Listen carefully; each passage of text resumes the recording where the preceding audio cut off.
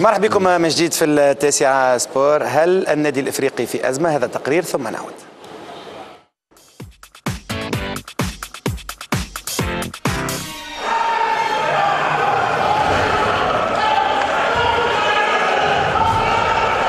هذه أجواء التوتر قدام فيستير الإفريقي البارح بعد مقابلة ليتوال.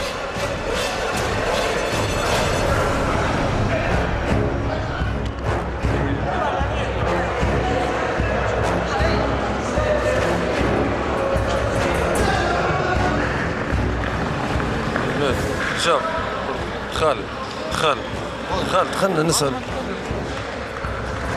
وهذم لاعبية الافريقي يرفضوا التصريح. برشا الجمهور الكليوب شو اللي سمحنا وكاو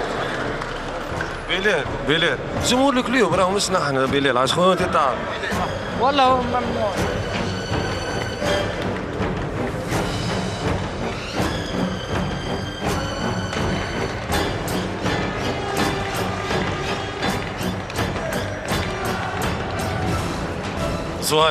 زهير كلمة جمهور الكلوب.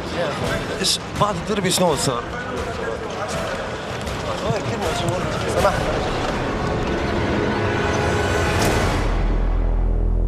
أخبار تقول اللي بلاعبية الكلوب تعرضوا للاعتداء بالعنف لحظة وصولهم للبارك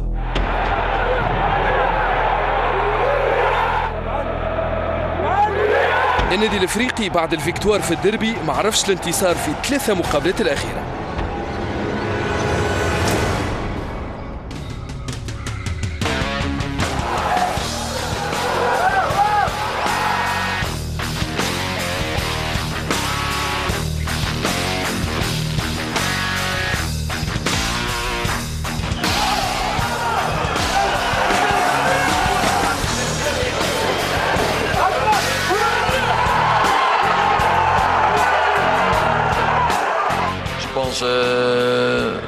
Le match avant cette match, c'est pas mal. On a beaucoup d'occasions. On ne gagne pas, c'est vrai, mais on joue. Et aujourd'hui,